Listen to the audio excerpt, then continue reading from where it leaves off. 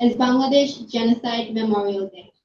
The date 25 March commemorates Operation Searchlight, a planned military pacification carried out by Pakistan Army started on 25 March to curb the Bengali independence movement.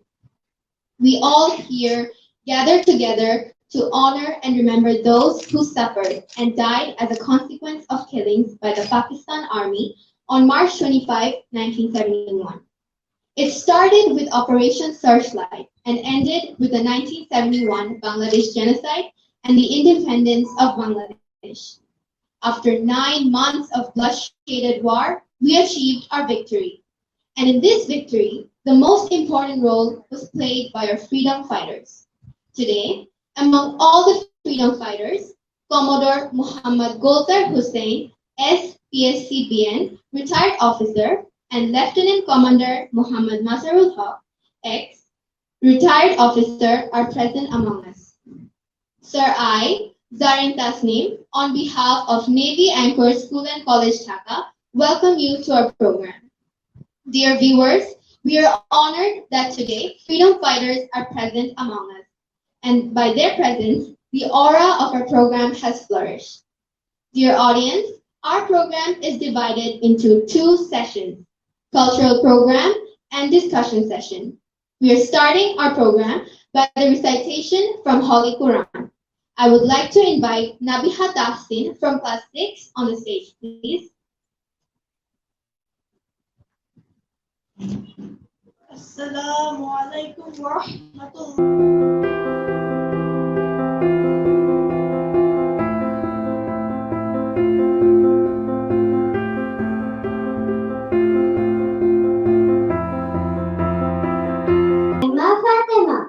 আমি আবৃত্তি করছি মুক্তি ছড়া, লিখেছেন সানাউল হক। আমার বাংলা তোমার বাংলা, সোনার বাংলাদেশ, সবুজ সোনালী ফিরোজা রূপালী, রূপের নেই তো শেষ। আমি তো পড়েছি যতবার যায় মরা, নবীন জাতি তোমাকে শোনাই ছড়া। এদেশ আমার, এদেশ তোমার, সবিশেষ মুজিবে, হয়তো অধিক মুক্তি পাবো সহস্র শহীদে। ধন্যবাদ সবাইকে। সাড়ে 7 কোটি মুক্তি সেনা জাগো, জাগো জাগো জাগো, বাংলাদেশ মুক্ত হলো। দিকে দিকে আমার লোর বইলোর গোলোর বইলোর গো, সাড়ে 7 কোটি মুক্তি সেনা জাগো, জাগো জাগো জাগো, সাড়ে 7 কোটি মুক্তি সেনা জাগো, জাগো জাগো জাগো, সাড়ে 7 কোটি মুক্তি সেনা জাগো, জাগো জাগো জাগো। Now, a student of class 11, Tuli Shaha, will recite a poem, Amar Porijoy. 1300 নদীর সুধায় আমাকে কোথা থেকে তুমি এলে? আমি যে এসেছি চর্যাপদের অক্ষরগুলো থেকে, আমি যে এসেছি সওদাগরের টিনার বহর থেকে, আমি তো এসেছি কৈবর্তের বিদ্রোহী গ্রাম থেকে, আমি তো এসেছি পালযুগ নামে চিত্রকলার থেকে, আমি যে এসেছি জয় বাংলার বজ্রকণ্ঠ থেকে, আমি যে এসেছি ৭১-এর মুক্তিযুদ্ধ থেকে, এসেছি আমার পেছনে হাজার চরণ চিহ্ন ফেলে। শুধাও আমাকে এত দূর তুমি কোন প্রেরণায় এলে? তবে তুমি বুঝি বাঙালি জাতির ইতিহাস শোনো নাই? সবার উপরে মানুষ সত্য, তাহার উপরে নাই। পরিচয়, আমি বাঙালি, আমার আছে ইতিহাস গর্বে। কখনোই ভয় করি নেকো আমি উদ্যত কোনো খড়গে। শত্রুর সাথে লড়াই করেছি, স্বপ্নের সাথে বাস, অস্ত্রেও শান দিয়েছি যেমন, শস্য করেছি চাষ। Next session is the discussion session. Today, among all the freedom fighters, Commodore Muhammad Gulzar Hussain, SPSCBN retired officer, and Lieutenant Commander Muhammad Mazharul Haq, ex-BN retired officer, are present among us. Dear audience, before starting the discussion session, let me summon you some important words about our freedom fighters present here. Commodore Muhammad Gulzar Hossain sir has participated in war from Rangpur sector and he had performed about 10 operations in a team of 30 members. Sir did his training from Pakistan Navy, Karachi, and also was a trainer of Mukti Bahini. Sir has won 11 medals, and among them, Sir has been rewarded with 5 awards as a freedom fighter. Gulzar Sir was the principal of Sylhet Cadet College. Lieutenant Commander Muhammad Bazarul Haq Sir has participated in war from Sector 2 and he had performed about 2 to 3 operations in a team of 12 members. Sir did his training from Navy. Sir has also been awarded with many awards such as Samorik Jeshtota Padok 1, Samorik Jeshtota Padok 2, Samar Padok, Mukti Taroka, and many more. At this moment, 25শে March গণহত্যা দিবস কেন বলা হয় এটা নিয়ে অনেক প্রশ্ন প্রথম দিক থেকে ছিল। এখন সেই ইয়ে নিয়ে এটা প্রতিষ্ঠিত যে এটা গণহত্যা কেন আমি বলছি, একটা দেশে একটা দেশ তার প্রতিবেশী দেশের সঙ্গে যুক্ত হয়, তোমরা জানো এর মধ্যে শুনেছ, বা একই দেশের দুইটা দলের মধ্যে যুদ্ধ বিগ্রহ হতে পারে নানা কারণে। কিন্তু 25শে মার্চ পাকিস্তানিরা নিজের দেশের অর্থাৎ এই বাংলাদেশের পাকিস্তানের লোকজনের নিরীহ লোকজনের উপর তারা হত্যাযজ্ঞ চালায় কোনো কিছু বলার এবং ইয়ার সুযোগ না দিয়ে। তোমরা জানো যে ওই সময় শেখ মুজিব এবং ইলিয়া খানের সঙ্গে মিটিং চলতেছিল, কয়েক দফা মিটিং হয়, আরো মিটিং হবে এরকম আশা ছিল।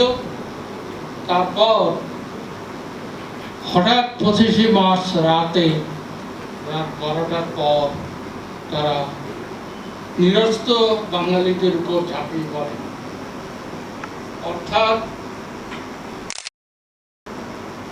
কোনো সুযোগ দেওয়া হয় নাই বা কোনো অস্ত্র শস্ত্র ছিল না, কাজেই লাখ লাখ লোক মারা যায়। তো এটা গণহত্যা ছাড়া এটা কি বলা যাবে, তোমরা বলো কিভাবে? দিস ইজ পিওরলি এ গণহত্যা, জেনোসাইড। কেননা এটা একটা ডিক্লেয়ার্ড ওয়ার না। ডিক্লেয়ার্ড ওয়ার যদি হতো, তার প্রস্তুতি থাকতো, তাহলে এটা আলোচনা চলতেছে পাকিস্তানিদের মধ্যে এবং বাংলাদেশের লোকজনের মধ্যে।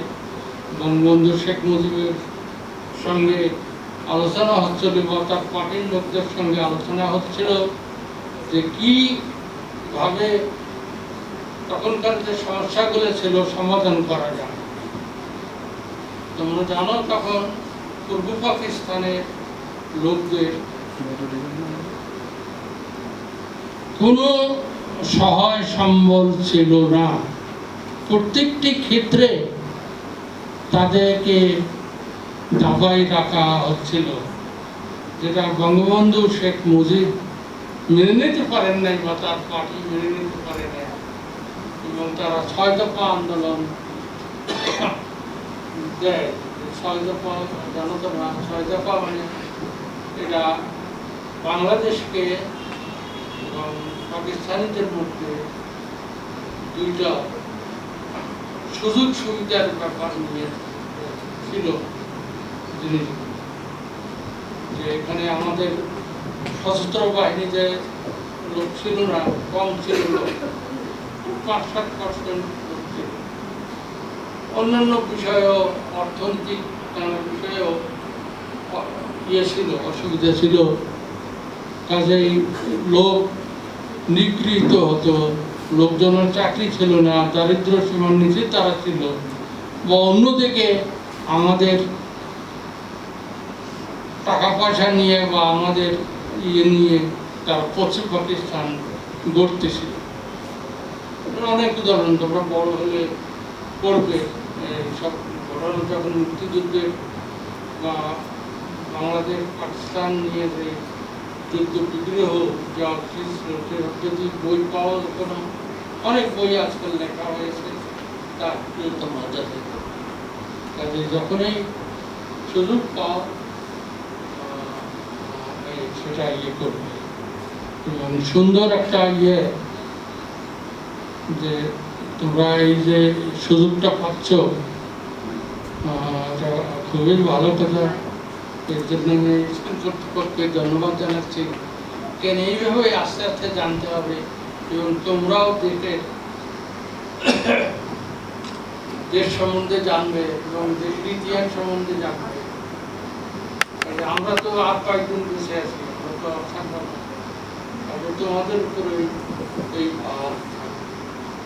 ঠিক আছে। আর কিছু বলার আছে তোমাদের? বলো, বলতে বলো।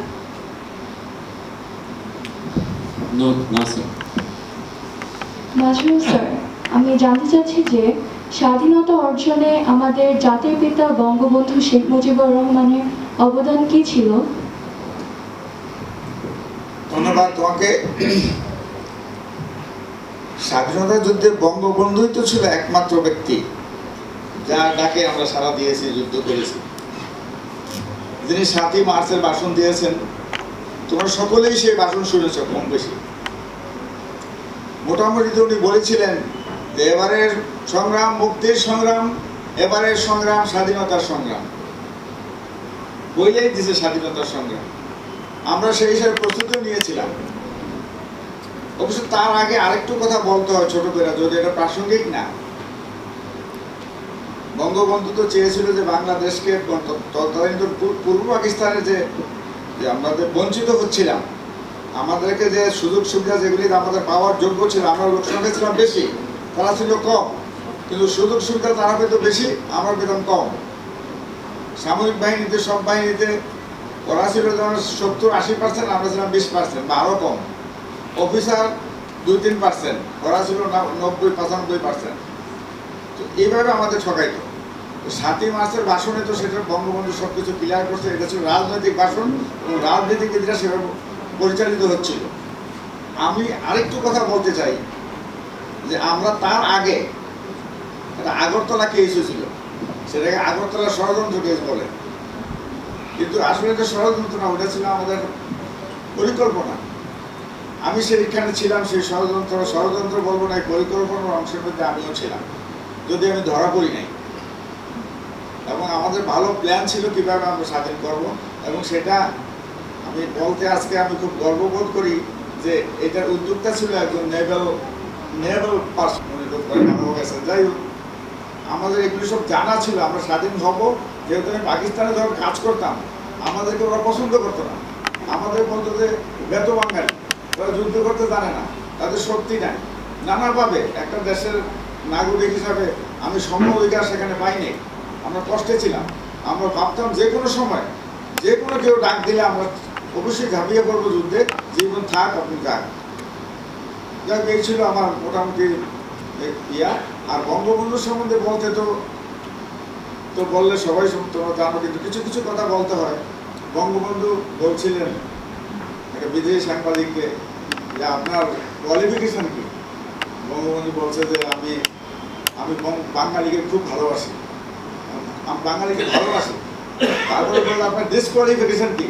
বলে আমি তাকে খুব বেশি ভালোবাসি বাঙালি থাকে। এবং সেই ভালোবাসা সে জীবন দিয়ে তা প্রমাণ করে গেছে। এতটুকুই আমার বক্তব্য। ধন্যবাদ তোমাকে। আর কিছু প্রশ্ন থাকলে করতে পারো।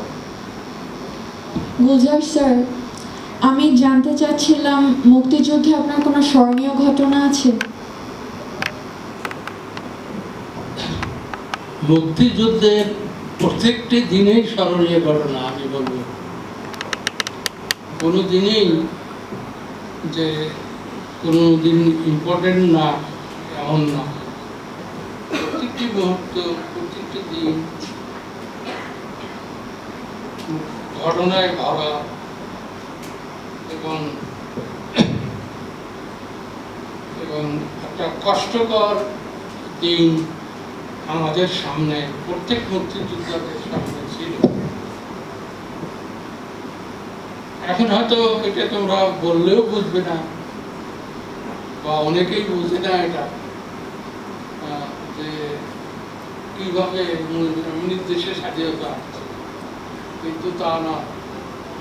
মুক্তিযোদ্ধাদের একটা, তাদের স্যাক্রিফাইস, তাদের আত্মত্যাগ, তাদের নিষ্ঠা, তাদের যুদ্ধ কৌশল, ট্রেনিং, এসব সব মিলিয়েই মুক্তিযুদ্ধ। আমি বিশেষভাবে এমন কোনো ইয়ের কথা বলবো না, তবে আমার একটা ঘটনার দাগ কেটে দেওয়া আছে, যে এখানে যে সাধারণ মানুষরাও এই মুক্তিযুদ্ধে অংশগ্রহণ করেছিল, ছেলেরা, মেয়েরা। তার একটা উদাহরণ আমি শুরু করব। আমার ওই এলাকা, সেটা হলো তোমরা কি জানো, রংপুর বগুড়া রোড হাইওয়ে, যখন এটা, সে হাইওয়ের পাশে একটা বাড়ি ছিল। হাইওয়ে দিয়ে আর্মির মুভমেন্ট তখন হতো। তখন এক মুভমেন্টের সময় আর্মি একটা বাড়িতে ঢুকে তাদের অসৎ উদ্দেশ্য ছিল, লুটপাট করার ইচ্ছা ছিল, তারা তাই করতেছিল। মেয়ে ছেলেদের উপর কিছু দুর্ব্যবহারও তারা করেছিল বা করার চেষ্টা করছিল। তখন এক মহিলা বটি দিয়ে একটা আর্মি সেনাকে, পাকিস্তান আর্মি সেনাকে আঘাত করে এবং তাকে মারে। এই ঘটনাটা কিন্তু খুব ছোট ঘটনা না। হ্যাঁ, এটা কোনো ট্রেনিং এর কোনো দরকার হয় নাই। এটা কোনো পুরুষ না, একটা মেয়ে মানুষ। হ্যাঁ, কতটুকু তার দেশপ্রেম থাকলে বা ইয়ে থাকলে এই ঘটনা ঘটাতে পারে। তখন এটা নিউজ পেপারেও উঠেছিল, ঘটনায় উঠেছিল, বিভিন্ন মিডিয়াতে এটা নিয়ে আলোচনা ছিল। যাই হোক, আরো অনেক ঘটনা আছে, যেসব অনেক কথা, অনেক ইয়ে, এইরকম কিছু কিছু ছোটখাটো ঘটনা আছে যেটা স্মরণীয় রাখা যেতে। Thank you. মাঝারুল স্যার, আমার কাছে আপনার জন্য একটি প্রশ্ন আছে, তা হলো আপনি আপনার মুক্তিযুদ্ধের সময় আপনার স্মরণীয় ঘটনা কি ছিল? স্মরণীয় ঘটনা তো অনেকগুলি ছিল, তবে তাই দু একটা বলি। এটা মুক্তিযুদ্ধের প্রায় মাঝামাঝি সময়, প্রায় শেষের দিকে। আমরা মুক্তি বাহিনী একটা ক্যাম্প ছিল, এটা ওই মতলবের, সেটা মিয়ার বাজার বা কালীবাজার বলে ওই এলাকাতে। ওই ক্যাম্পের দিয়ে আমরা কিছু কাজ টাজ করে, এখন কিছু বাজারও ছিল। আমরা যেহেতু আমরা মুক্তিযুদ্ধ সবসময় ক্যাম্পে উঠে থাকতাম না, পারতামও না, কারণ আমাদের নাম ছিল ক্যাম্প। অস্ত্রগুলি থাকতো, একটা চালের গুদাম ছিল, গুদাম ভিতরে রাখা ছিল, কারণ আমরা তো এক্সপোজ করতে পারতাম না, এই জন্য আমাদেরকে লুকানো থাকতো। আমরাও এক্সপোজ হইতাম না লোকের কাছে যে আমরা কি করি। তো লোকে কিছু কিছু লোকে জানতো। কারণ ছিল, কারণ ওরা রাজাকারও ছিল আমাদের সাথে, রাজাকারও ট্রেনিং ছিল, আমাদের এলাকার লোকই ছিল। তারা আমাদের চিনত, যে যারা জানতে পারে তো আমরা ধরাই দিবে, পাকিস্তানের আর্মির কাছে ধরাই দিবে, পুলিশের কাছে ধরাই দিবে, সেই জন্য আমরা লুকেই থাকতাম। একটা ঘটনা এটা, যে আমি আগেও বলছি, ওখান থেকে আমি ফিরে আসতেছিলাম বাড়ির দিকে, তখন দেখি যে নারায়ণগঞ্জের থেকে পাকিস্তানি সোলজার যাচ্ছিল লঞ্চে দাউদকান্দির দিকে। আমাদের পাশাপাশি আমরা 4-5 জন নদীর পাড়ে দিয়ে হাঁটতেছিলাম। হঠাৎ করে তারা অ্যাম্বুশ করলো আমাদের উপরে। কিন্তু এটা আমাদের ভাগ্য ভালো যে গুলিটা ঠিক ওই নদীর পাড়ে লেগে গেল। মানে বেলটা যদি আর একটু উঁচা হইতো তাহলে আমাদের উপরেই লাগতো, পাড়ে লেগে গেল, আমরা পয়সা গেল। আমরা ফটাফট, ওইখানে ছিল ওই কচুরি পানা ছিল, কচুরি পানা কেউ জমা করে রাখছিল, ওখানে গিয়ে আমরা নিজকে সেভ করলাম সবাই, এবং আমরা সবাই বেঁচে গেছিলাম, কোনো সমস্যা হয়নি। তারপরে অবশ্য আমরা আমাদের ওদিকে সামনে আবার লোক ছিল যারা মুক্তিযোদ্ধা ছিল, তারা আক্রমণ প্রতিহত করতে চেষ্টা করছে, কিন্তু সবাইকে বলতে বাধা নেই যে আমাদের তো অস্ত্র ছিল খুব কম, আমরা 12 জন থাকলেও 2-3টা রাইফেল ছিল, গুলি আমাদের ছিল কি না থাকলে না বললেই চলে, এরকম গুলি ছিল, আমরা একটা গুলি ফায়ার করে দিলে তো আমরা নষ্ট হয়ে গেল। সুতরাং আমাদের তাদের সাথে যুদ্ধ ঠিক সেভাবে যুদ্ধ করার জন্য আমরা প্রস্তুত ছিলাম, কিন্তু করতে পারি নাই। তবে তারা বর্ডারে ছিল, হয়তো তারা ভালো করছে, তারা ইন্ডিয়াতে ছিল, তারা রেগুলার পাইতো, রিপ্লেসমেন্ট পাইতো, গুলি পাইতো, রাইফেল পাইতো, সব কিছু পাইতো, আমরা পেতাম। এই জন্য আমাদের জন্য একটু কষ্ট করেছিল এটা। যাই হোক, তো ওইটা করার পরে যখন বাইচা গেলাম আর কি, এটা হলো আমার স্মরণীয় ঘটনা। তারপরে আসলাম বাড়িতে এসে দেখি যে ওই আমার ঘরের পাশে চুলা আছে, পাকঘর আছে, পাকঘরের ভিতরে পাক করতেছিল ওরা, আমার স্ত্রী পাক করতেছিল, আর ওই আগুন নিভা গেছে, ওখানে ওই ভাত করে যাচ্ছে এবং কুকুর বিড়ালে খাচ্ছে। এটা অনেকটা ওই যে পথের পাশাপাশি সিনেমার মধ্যে একরকম আছে না, কুকুর খাইতেছে, রান্নাবাড়ি একরকম হইতেছে, এরকম ওইরকম। তো কিছু করার নেই, যেহেতু পাঞ্জাবে গুলি ছুটতেছে, গ্রামের লোক কেউ নাই, আমার স্ত্রী ছিল তখন গর্ভবতী ছিল, আমার ছোট মেয়ে তখন গর্ভে ছিল, তারাও ঘরে নাই, দৌড়ে তারা চলে গেছে অন্য গ্রামে, এবং সেই পানিতে যেভাবে গেছে বিজানিরে কষ্ট করে গেছে আর কি, সে কথা আর বলা যাবে না। এরকম আমার মানে গিন্নি প্রায় আমাকে বলে যে তুমি তো বাধা পাও, আমি পাই না কেন? আমি তোমার কথা কেউ বলে না, তুমি গিয়ে আমাকে বলো প্রধানমন্ত্রীকে যে আমি এই গান করছি, আমার পেটের বাচ্চা নিয়ে আমি 3 মাইল দৌড়ে অন্যবাড়ি গিয়ে বলছিলাম পাঞ্জাবের পরে ইজ্জতের ভয়ে। যাই হোক, এই সমস্ত অনেক কাহিনী আছে, ছোটোখাটো কাহিনী আছে। তবে আমাদের চেয়ে বেশি ভালো কাজ করছে সাধারণ লোক, সিভিলিয়ান, তারা সবসময় আমাদের সাহায্য করতো, সব কিছু করতো। আর আরেকটা ইম্পর্টেন্ট ছোট, সেটা হাসি, এটা মানে ইয়া না, আমি প্রথম থেকে আমি যেহেতু আমি নেভিতে ছিলাম, লোকে জানতো আমাকে, আমার গ্রামের ছেলেপেলেরা আমাকে বলতো যে আমাদের ইন্ডিয়া পাঠাও, আমি ইন্ডিয়া পাঠাবো, আমি তো জানি না ইন্ডিয়ার কোথায় কি আছে, তখন নতুন নতুন প্রথম। যাই হোক, প্রাথমিক থেকে 2 জন লোক পাঠাইলাম, 3 জন পাঠাইলাম, একজন যাইতে পারে না, 2 জন গেছে। বাজার এখন টাকা নাই, তারা টাকা চাইলো আমার কাছে, আমি টাকা দিতে পারিনি, তখন বাজার থেকে আমরা চাঁদা উঠাইলাম ওদের জন্য, উঠে তাদের পাঠাইলাম। ইন্ডিয়া গেল, তারা তাদের কি আনলো, তারা 2 জনে, একজনের কাছে 2টা গ্রেনেড, আরেকজনের কাছে 4টা গ্রেনেড নিয়ে আসলো। এখন একজন রাজাকার ছিল এখানে আমাদের এলাকায়, আমরা জানতাম সবাই, এবং সে বলতো যে খুব খারাপভাবে বলতো যে আমি পাঞ্জাবি বাঙালি ঘরে ঘরে পাঞ্জাবি পয়দা করে দিব, সেরকম বলতো আমাদেরকে, খুব কষ্ট লাগতো আমাদের। আমরা প্রথম এম ধরনের তারই মারবো,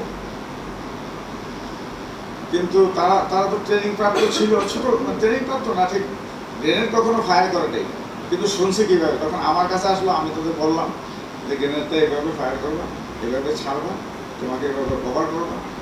কিন্তু একটা কথা বলতে আমি ভুলে গেছি, সেটা হলো যে গ্রেনেডটার যে ধরন, এটা মারিতে পড়ার পরে বাস্ট হয়, কিন্তু বাস্ট হওয়ার পরে 1-1.5 ফিট উপরে গিয়ে তার চৌধুরী ছড়াই যায়, স্প্লিন্টারগুলো 1-1.5 ফিট উপরে এসে। কিন্তু যাকে মারতে গেছিলাম সে ছিল শোয়ার মাটিতে, সুতরাং একটা ফাইটটা উপরে চলে গেছে, আমার মনে নেই, ঠিক আছে। আমাদের একটা গ্রেনেড মিস হইলো, কিন্তু পরে আমি বুঝলাম যে ভুলটা আমারই ছিল, আর কতভাবে বুঝাইতে পারিনি ওদেরকে, তাদেরকে আগে জায়গাইয়া, তারা যে মাটিতে শুয়ে থাকবে এটা তো আমি জানি না, এখন যে চকিতে শুয়ে থাকবে মরবে, এই ছিল আর কি মোটামুটি কাহিনী আর কি। ধন্যবাদ। এই মোর কোশ্চেন আছে আর কিছু? আপনি মুক্তিযুদ্ধে অংশগ্রহণ করেছিলেন, যা যথেষ্ট সাহসিকতার ব্যাপার ছিল। তো আপনি মুক্তিযুদ্ধে অংশগ্রহণ করার জন্য কিভাবে অনুপ্রাণিত হয়েছিলেন? অনুপ্রাণিত আগেই তো আমি বলেছি যে আমি তো ওই আগরতলা গেছিলাম, আগেই আমরা মানে পলিটিক্যালি জিনিসটা বঙ্গবন্ধু স্বাধীনতা দাসনদের 71 সালে, কিন্তু আমরা তো এগুলি অনেক আগের থেকে বললাম না, নেভিতে যারা আমরা ছিলাম, আমরা জানতাম, আমাদের কিছু লোক ছিল, তারা আমাদেরকে মোটিভেট করছে আমরা অন্যভাবে দেশ স্বাধীন করবো। সুতরাং আমি তো অনুপ্রাণিত ছিলামই, আর বঙ্গবন্ধুর ভাষণে আমি সুবর্ণা আমার নেতৃত্ব পেয়ে গেলাম, সুতরাং আমি সেই অনুপাতে কাজ করতে থাকলাম, আমার কোনো সমস্যা হয় না। ধন্যবাদ। আর কিছু? কোচদার স্যার, আমাদের এই প্রজন্মের জন্য আপনার উপদেশ কি? একটা ভাবান্তর হয়েছে বা দেশের প্রতি একটা তোমাদের দেশপ্রেম জেগে উঠেছে বা আস্তে আস্তে উঠবে। যে এই দেশপ্রেমটা তোমরা সব সময় মনে রেখো বা নিজের মধ্যে সেটা পোষণ করো এবং সেই অনুযায়ী কাজ করার চেষ্টা করো। তাহলেই দেশ সুন্দরভাবে গড়ে উঠবে। আজ দেশ স্বাধীন হয়েছে, কিন্তু অনেক কিছু করবার আছে আমাদের এখনো। আমাদের দেশ উন্নতি করতেছে ঠিকই, কিন্তু আরো অনেক কিছু করার দরকার আছে একটা ইয়ের সঙ্গে। সরকার সরকারিভাবে চেষ্টা করতেছে, তোমরাও প্রত্যেককে এর অংশীদার, তোমরা সহযোগিতা করবে এবং নেগেটিভ কথাবার্তা নেগেটিভ কাজ করি কোনো কিছু হয় না, কোনো কিছু করে দেখাতে হয়। আমি আশা করি যে তোমরা সেটা পারবে এবং করবে, এটাই আমার। Thank you.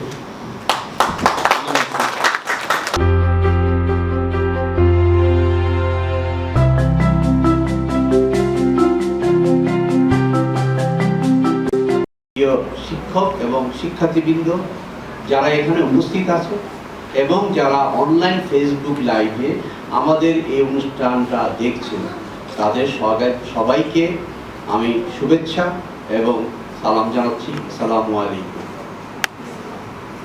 হাজার বছরের শ্রেষ্ঠ বাঙালি, বাংলাদেশের অবিসংবাদিত নেতা বঙ্গবন্ধু শেখ মুজিবুর রহমান সারা জীবন আমাদের দেশের স্বাধীনতার জন্য সংগ্রাম করে গেছেন।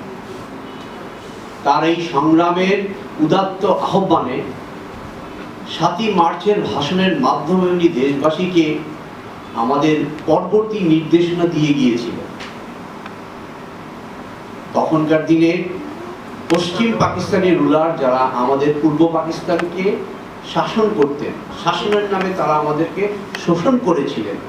সেই শোষণের শৃঙ্খল থেকে বেরিয়ে আসার জন্য আমাদের বাঙালি জাতি সর্বদা সংগ্রাম করে এসেছে। তার নেতৃত্ব দিয়েছিলেন বঙ্গবন্ধু শেখ মুজিবুর রহমান। তার প্রতি গভীর শ্রদ্ধা প্রদর্শন করে আমি আজকের এই অনুষ্ঠানে আমাদের উপস্থিত বীর মুক্তিযোদ্ধাদেরকেও সম্মান প্রদর্শন করছি।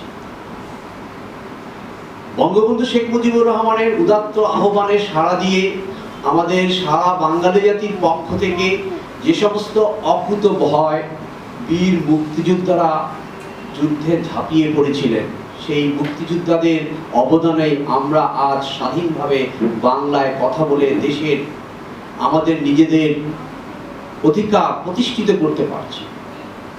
25শে মার্চ গণহত্যা দিবস। আমরা আমাদের বীর মুক্তিযোদ্ধাদের কাছ থেকে ইতিমধ্যে শুনেছি 25শে মার্চ গণহত্যায় কি হয়েছিল, তারা কিভাবে এইটা করেছিলেন। আমাদের অধিকার দেওয়ার পরিবর্তে শোষিত পাকিস্তানি নেতৃবৃন্দ আমাদের উপরে গণহত্যা অপারেশন সার্চ লাইট চালিয়েছিলেন। পাকিস্তান আর্মি রাতের অন্ধকারে ঘুমন্ত বাঙালির উপরে, নিরস্ত বাঙালির উপরে কোনো প্রতিরোধ ব্যতীত বাংলাদেশের রাজনৈতিক নেতা, বুদ্ধিজীবী, ডাক্তার, মিলিটারি, পুলিশ সবাইকে নিশ্চিহ্ন করে দেওয়ার পরিকল্পনা করেছিল এবং সেই 25শে মার্চ গণহত্যা দিবসে তারা তাদের সফলতার চেষ্টা করেছিল। কিন্তু আমাদের অবিসংবাদিত নেতা বঙ্গবন্ধু এটা আজ করতে পেরেছিলেন। তাই তিনি 7ই মার্চ রেসকোর্স ময়দানে যখন স্বাধীনতার ঘোষণার ইঙ্গিত দিয়েছিলেন, এবারের সংগ্রাম মুক্তির সংগ্রাম, এবারের সংগ্রাম স্বাধীনতার সংগ্রাম, সেই ভাষণে তিনি পরবর্তী নির্দেশনা দিয়েছিলেন পাকিস্তানি রুলার বাহিনী যদি আমাদেরকে অন্য কোনো সুযোগ না দেয়, আমাদেরকে যদি আরো নিষ্পেষিত করার চেষ্টা করে, যদি বঙ্গবন্ধু শেখ মুজিবুর রহমান আমাদের বাঙালিদের পাশে উপস্থিত না থাকতে পারেন, তাহলে কি করতে হবে, কিভাবে যুদ্ধ করতে হবে, সেই নির্দেশনা তিনি দিয়েছিলেন। সেই নির্দেশনায় আমাদের বাঙালিরা অনুপ্রাণিত হয়েছিল। আমাদের বীর মুক্তিযোদ্ধারা অস্ত্র তুলে নিয়েছিল। তাদের নিজের হাতে অস্ত্র না থাকার পরিপ্রেক্ষিতেও তারা আশেপাশে যার কাছে যা ছিল তাই নিয়ে তারা যুদ্ধে ঝাঁপিয়ে পড়েছিল। আমরা পাকিস্তানি সেই নেতৃবৃন্দদেরকে যারা জঘন্য হত্যাকাণ্ড করেছিল তাদের প্রতি আমাদের ঘৃণা প্রকাশ করছি। আর তাদের সেই ঘৃণ্য কাজের জন্য আমাদের দেশবাসী বাঙালি যারা নিহত হয়েছিলেন তাদের জান্নাতুল ফেরদৌস পাওয়ার জন্য আমরা সবাই মিলে দোয়া করেছি, এখনো দোয়া করছি। তাদের উৎসর্গতা যাতে মহান আল্লাহ রাব্বুল আলামিন কবুল করে নেন। আমাদের যারা মুক্তিযোদ্ধা এখানে উপস্থিত আছেন, যারা জীবিত আছেন, আল্লাহ তাদেরকে রহম করুন, তাদেরকে সুস্বাস্থ্য দান করুন, তাদেরকে বেহেশত নসিব করুন, তাদের উৎসর্গকে, তাদের মুক্তিযুদ্ধের ইতিহাসকে, তাদের মুক্তিযুদ্ধের অনুপ্রেরণাকে তারা কবুল করে নেন। এবং আজকে আমাদের এই অনুষ্ঠানে বীর মুক্তিযোদ্ধারা আমাদের উদ্দেশ্যে যে উপদেশ দিয়েছেন, দেশ গড়ার, সোনার বাংলাদেশ গড়ার যে অনুপ্রাণিত হতে বলেছেন, আমাদের শিক্ষক এবং শিক্ষার্থীদেরকে আমি অনুরোধ করব তোমরা তাদের এই উপদেশকে গ্রহণ করবে এবং তাদের মতো অকুতভয় সেনা হিসেবে আমাদের এই দেশকে বিশ্বের বুকে শ্রেষ্ঠ বাংলাদেশ হিসেবে গড়ে তোলার জন্য তোমরা চেষ্টা করবে। তোমরা তাদের এই কথাকে স্মরণ রাখবে এবং তাদের প্রতি যথাযথ সম্মান প্রদর্শন করবে। আমাদের প্রতিটি শিক্ষার্থীর কর্তব্য গুরুজনদেরকে এবং বয়োজ্যেষ্ঠদেরকে সম্মান প্রদর্শন করা। আমি আজকের এই অনুষ্ঠানে তোমাদেরকে রিকোয়েস্ট করব, অনুরোধ করব, বিশেষভাবে আমাদের বীর মুক্তিযোদ্ধাদেরকে যখন যেখানে পাবে তোমরা তাদেরকে যথাযথ সম্মান প্রদর্শন করবে। আমরা প্রতি বছর কোনো না কোনো মুক্তিযোদ্ধাকে নিয়ে আসছি, তাদের কাছে মুক্তিযুদ্ধের গল্প এবং উপদেশ বাণী শুনছি। ভবিষ্যতে আমাদের এই প্রচেষ্টা অব্যাহত থাকবে। আজকে আমাদের এই অনুষ্ঠানে বীর মুক্তিযোদ্ধা কমোডোর গুলজার হোসেন স্যার এবং লেফটেন্যান্ট কর্নেল মাঝার স্যার স্ত্রী এবং সসন্তানে উপস্থিত আছেন। তারা তাদের সময় ব্যয় করে আমাদের এই অনুষ্ঠানে আসার জন্য আমি আমার প্রতিষ্ঠান, আমার চেয়ারম্যান, শিক্ষক শিক্ষার্থীদের পক্ষ থেকে তাদেরকে আন্তরিক ধন্যবাদ জ্ঞাপন করছি এবং আমরা নিজেদেরকে সম্মানিত বোধ করছি। আমরা আশা করি আমাদের দেশ তাদের নির্দেশনা এবং অনুপ্রেরণায় সঠিকভাবে আমরা গড়ে তুলতে পারবো। স্যার, আপনারা আমাদের জন্য দোয়া করবেন। আমরা অবশ্যই চাই আপনারা সুস্থ থাকেন এবং আরো দীর্ঘজীবী হন। বাংলাদেশ দীর্ঘজীবী হোক। আসসালামু আলাইকুম।